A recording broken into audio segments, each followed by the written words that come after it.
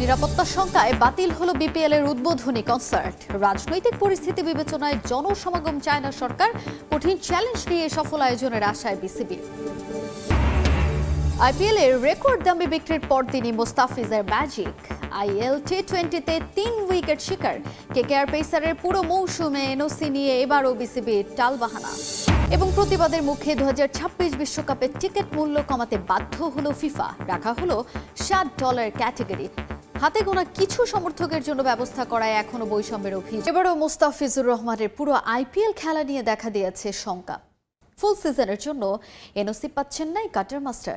League চলাকালীন নিউজিল্যান্ডের বিপক্ষে সিরিজে 10 দিনের জন্য তাকে দলে চায় টিম ম্যানেজমেন্ট, এমনটা জানিয়েছেন cricket operations chairman Nazmul Abedin Fahim. আর এনওসির ব্যাপারে সিদ্ধান্ত নেওয়ার দায়িত্ব ক্রিকেট অপারেশনসকে দেওয়া হয়েছে বলে জানান আমিনুল ইসলাম বুলবুল।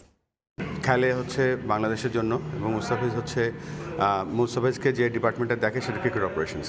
বাংলাদেশ ক্রিকেট বোর্ড, আমরা যারা গণমাধ্যম কর্মী এবং আপনারা যারা ভিউয়ার্স, যারা আসলে ক্রিকেটের ফ্যান, সবাইকে একটু সাসপেন্সের মধ্যে রাখাটা খুব বেশি পছন্দ করে এবং সেই সাসপেন্স থেকে আসলে যেই বিরক্তি তৈরি হয়েছিল যে শেষ মুহূর্তে আইপিএল এ যদি কোনো ক্রিকেটার দল পায় মিনি অ্যাকশন থেকে, তারা পুরো আইপিএল এর জন্য অন্তত 6 জন ক্রিকেটারের যে কেউ রাকিবুল বাদ দিয়ে দল পেলে পুরো আইপিএল এ বিবেচিত হবে না, তাদেরকে খেলার সুযোগ করে দেওয়া হবে না। নিউজিল্যান্ডের বিপক্ষে হোয়াইট বলের যে বাংলাদেশের সিরিজ রয়েছে সেখানটায় বাংলাদেশের আইপিএল এ দল পাওয়া ক্রিকেটার অথবা ক্রিকেটারদের এভেলেবেল থাকতে হবে। মুস্তাফিজ পুরো আইপিএল খেলতে পারবেন কি পারবেন না এরকম যখন একটা শঙ্কা বা সংশয়ের সিচুয়েশন তৈরি হয়েছে, রিপোর্ট হয়েছে এবং সেই আনএভেলেবেল মুস্তাফিজকেই বিট করেছে অন্তত 3 থেকে 4টা ফ্র্যাঞ্চাইজি গতকালকে মিনি অকশনে। আজকে বাংলাদেশ ক্রিকেট বোর্ডের বিভিন্ন ইনস এন্ড আউটস যে ইনফোগুলো আমরা পাচ্ছি, যেগুলো লিক হয়েছে, তাতে জানা যাচ্ছে মুস্তাফিজুর রহমান তিনি আপকামিং আইপিএল এর পুরোটাই খেলতে পারবেন। খবরটা অনেকটা এরকমই। আইপিএল এ মুস্তাফিজ কলকাতা নাইট রাইডার্স এর হয়ে খেলবেন, কেকেআর এর হয়ে খেলবেন এবং রাইডার্স এর হয়ে মুস্তাফিজুর রহমান আপকামিং আইপিএল এর সব ম্যাচ খেলতে পারবেন বলে ক্রিকেট অপারেশনস এর বিভিন্ন মাধ্যম থেকে ব্যাপারটা লিক হয়েছে। তো এটাই যদি হবে তাহলে এই খবরটা কেন 1 সপ্তাহ আগে, 3 দিন আগে বাংলাদেশ ক্রিকেট বোর্ড প্রচার করলো না? মুস্তাফিজকে যে সেটে রাখা হয়েছিল সেট বিতে, অথবা মুস্তাফিজকে নিয়ে অন্য ফ্র্যাঞ্চাইজি যেগুলো বিট করেছিল, অথবা শেষ পর্যন্ত কলকাতা নাইট রাইডার্স তাকে যখন দলে ফেরালো তার আগ পর্যন্ত যারা কম্পিটিশনে ছিল, যদি পুরো সিজনের জন্য মুস্তাফিজ এভেলেবেল থাকতো, বাংলাদেশ ক্রিকেট বোর্ড যদি শুরুতেই সেই খবরটা জানিয়ে দিত, নিশ্চয়ই তার প্রাইসটা আরো হাই হতে পারতো, আরো আগে তিনি পিকড হতে পারতেন। কিংবা যেই ক্রিকেটার আসলে পিকড হন নাই তাদের কারো ব্যাপারে অন্তত কিছুটা হলেও আগ্রহ তৈরি হতে পারতো। কোনোটাই হয় নাই। But good news is that Mustafiz is going to be the part of next IPL for the full season. Bangladesh cricket board অবশেষে তারা তাদের দয়া দাক্ষিণ্য মহানুভবতায় এই ব্যাপারটাকে এস্টাবলিশ করেছেন। অফিসিয়াল এটা মোটামুটি বলে ফেলা যায়। সেকেন্ড পার্ট যেটা, এটাও আপনাদেরকে একটা দারুণ খবর দিতে চাই যে মুস্তাফিজকে নিয়ে একটা সংশয় তৈরি হয়েছে। যদি চেন্নাই তিনি খেলতেন, he could play all the matches, এরকম একটা ব্যাপার তৈরি হয়েছে এবং চেন্নাইয়ে না খেলার কারণে মুস্তাফিজুর রহমান শেষ পর্যন্ত 9,20,00,000 রুপি রেকর্ড বাংলাদেশিদের ক্ষেত্রে কলকাতা নাইট রাইডার্স এর হয়ে খেলার কারণে সব ম্যাচ খেলতে পারবেন না এবং তাকে আলটিমেটলি কম্পিট করতে হবে মাথিসা পাথিরানার সাথে।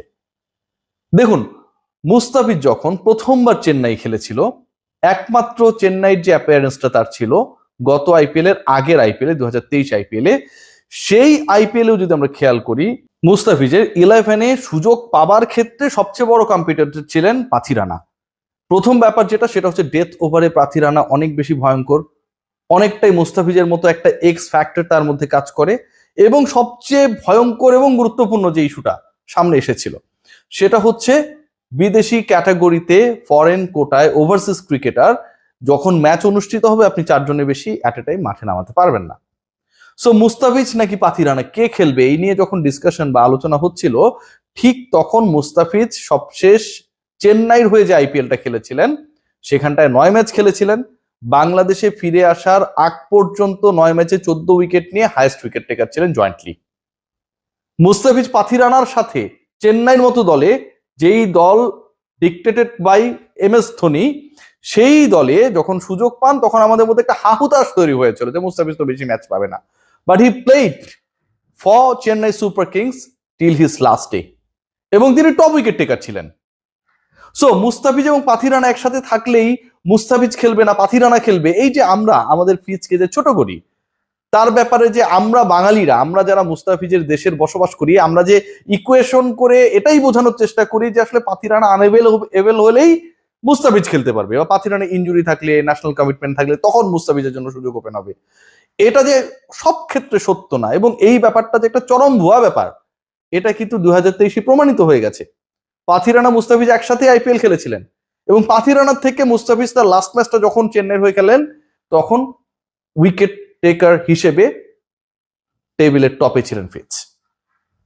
ইন্টারেস্টিং পার্ট কি জানেন, কলকাতা যে 63.30 কোটি বা 64.30 কোটি রুপি নিয়ে বসলো মিনি অকশনে, তারা তো 3 জন ক্রিকেটার কিনতেই খরচ করেছে প্রায় 53 কোটি রুপি। 3 জন, ক্যামেরন গ্রিন 25 কোটি 20 লাখ, পাথিরানা 18 কোটি, 25 আর 18 যোগ দিলে 43 কোটি 20 লাখ হয়ে যায়, এবং মুস্তাফিজুর রহমান 9 কোটি 20, তার মানে 52 কোটি 40 লক্ষ রুপিস তারা 3 জন ক্রিকেটার কিনতে খরচ করেছে।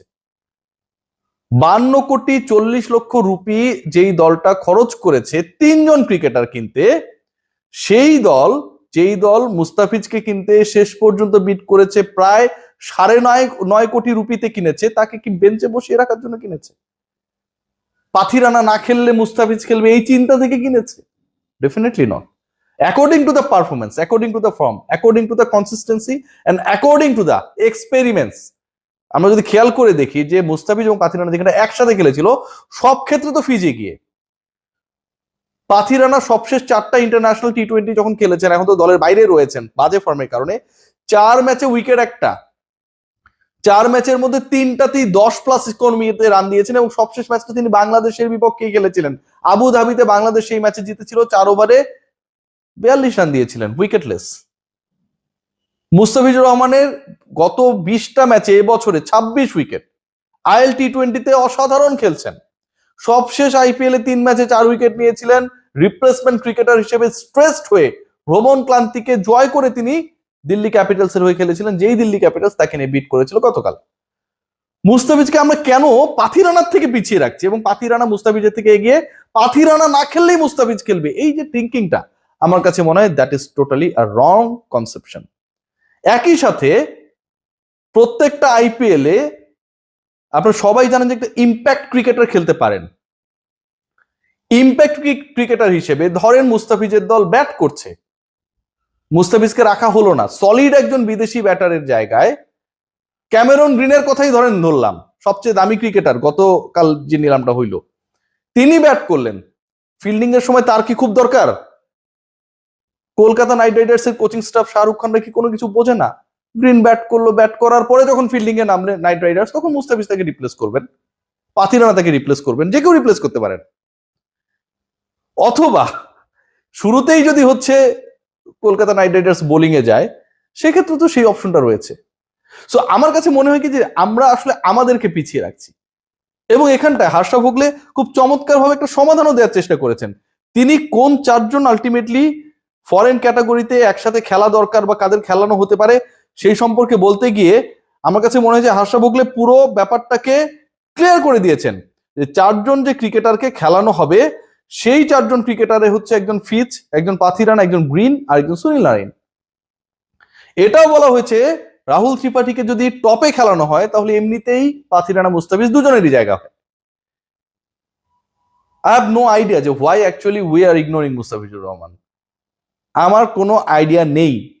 আপনার ইম্প্যাক্ট ক্রিকেটারের অপশন রয়েছে, আপনার রাহুলকে টপে তুলে খেলানোর অপশন রয়েছে, এবং এই অপশন ভুলে যান। 3 জন ক্রিকেটারকে আপনি 120 কোটি রুপি টোটাল খরচ করতে পারতেন, যার মধ্যে আপনি প্রায় 65 কোটি রুপি নিয়ে মিনি অকশনে নামলেন, মানে আপনার মেইন দলটাকে ওখান থেকেই গড়বেন, এবং ওই 65 কোটি রুপির মধ্যে আপনি 53 কোটি রুপি দিয়ে কিনেছেন 3 জন ক্রিকেটার, যার একজন মুস্তাফিজুর রহমান। মানে 65-র মধ্যে 53 কোটি রুপি দিয়ে যে আপনি 3 জন ক্রিকেটার কিনেছেন, আপনার টোটাল পার্সের 90% আপনি খরচ করেছেন, অলমোস্ট 85% খরচ করছেন এই 3 জনকে কিনতে। সেই ক্রিকেটারদের সেই 3 জনের একজনকে আপনি খেলাবেন না, এই পরিকল্পনায় কলকাতা নাইট রাইডার্স মুস্তাফিজকে কিনেছে।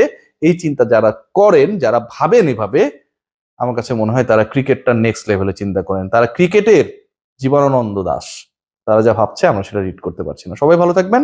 মুস্তাফিজের এনওসি নিয়ে কোনো ধরনের ঝামেলা আপাতত নেই। Take care.